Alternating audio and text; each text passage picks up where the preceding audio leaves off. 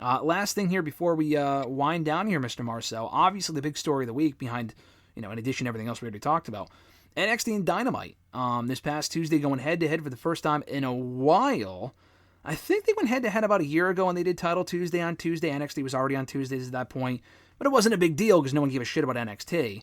NXT's been gaining a lot more momentum lately. We talked about it last week. No Mercy being such a successful show.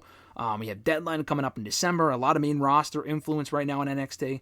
And I thought they put forth their best effort. Now, the question is, Cody Rhodes will not be there every week. John Cena, The Undertaker, Asuka will not be there every week. Does this translate to actual long-term viewership, sustained viewership for NXT? They did, I think, 921,000, I want to say, was the number for Tuesday. And then Dynamite did, I want to say, 605,000, so a pretty wide margin.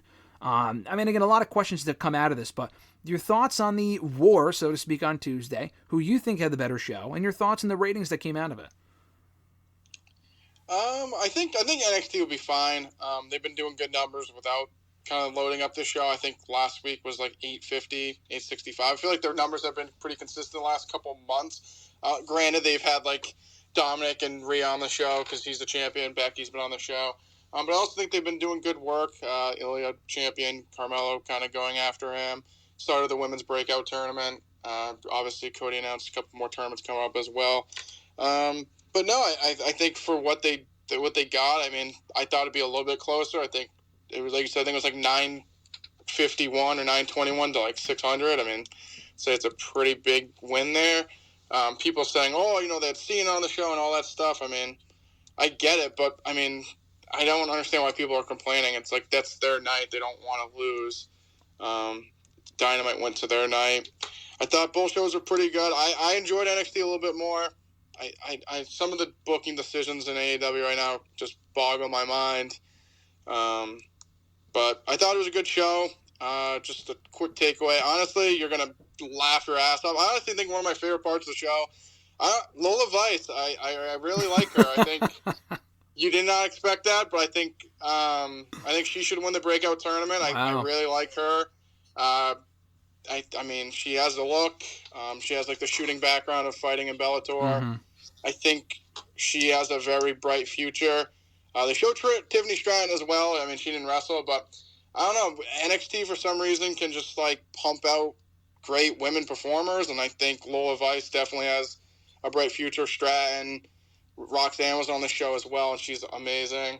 I don't know. I guess that was my biggest takeaway. I feel like I saw a ton of women, and I just don't know what's in the water in NXT, but they always pump out good ones. I mean, that's been the case for a long time. I mean, the entire division right now in Raw and SmackDown came out of NXT. A lot of the women in AEW came out of NXT. Saraya, Toni Storm, Ruby Soho. Not that they had no experience prior to arriving in WWE, obviously, but they had the platform in WWE, and they made the most of it, and they're having great runs all respectively in AEW, among other women as well.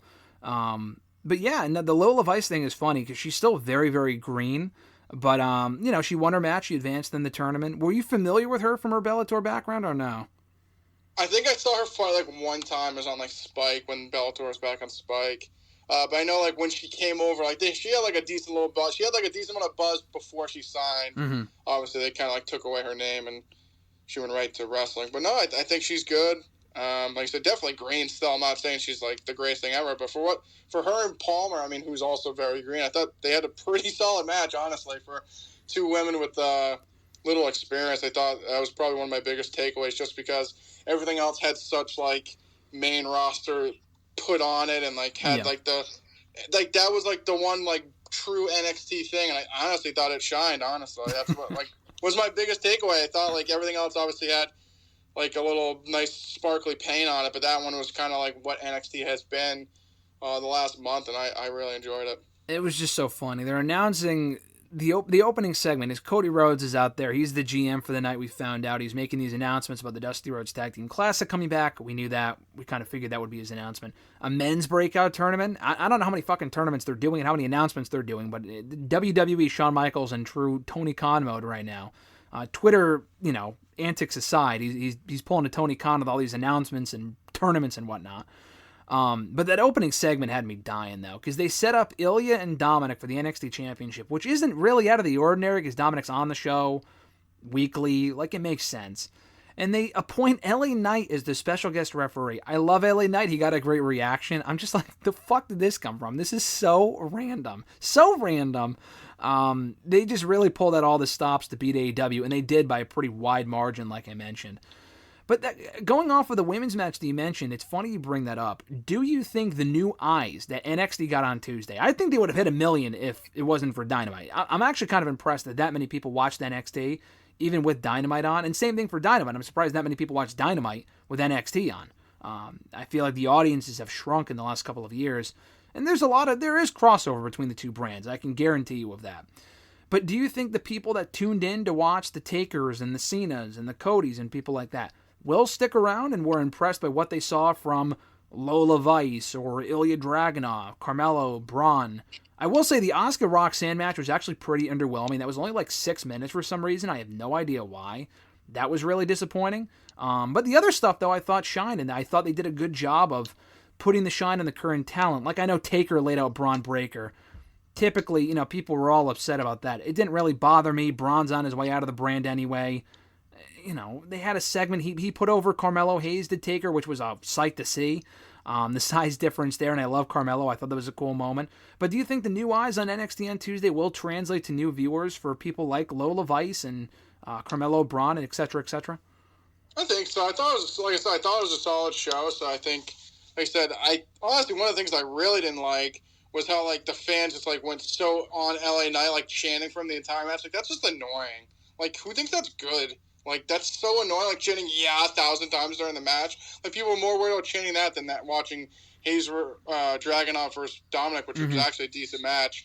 I also didn't really care for how, like, the Cody segment took 20 minutes. Like, you have commercial free for 30 minutes, so, like, speed this shit up. Like, you don't need to see Cody, like, announcing 30 tournaments. But I think so. Like I said, for what they had for, like, NXT product, I thought it was good. I thought the pub fight between Gallus and British Strong Style was good as well. I like Gallus. I know not a lot of people do, but I like Gallus. I know you do. But no, I thought it was a solid show. Like I said, I think even actually I can't think of the woman's name. I think her last name is Jordan. She won the breakout tournament last week. I think she has like a good look and she's pretty decent as well. But no, I think that, like I said, the show's been doing well ratings wise, anyways. Obviously with Halloween Havoc coming up, we'll have Becky back on the show. Her and Lyra will be nice. Next week, got her and Tegan. But I think what they're doing is good. Like I said, I think the mixture between like the Corbins and the Beckys and Butch and Ridge and kind of like all the main roster they kind of have intertwined well in NXT. And I think it's made it a lot more enjoyable, but definitely gives the people that are more green like a better spotlight. It left me looking forward to next week. Dijak, Corbin, and Hayes in a triple threat #1 contenders match. Sign me up. That sounds awesome. And I honestly, genuinely do not know who's going to win that one, so I'm looking forward to that match.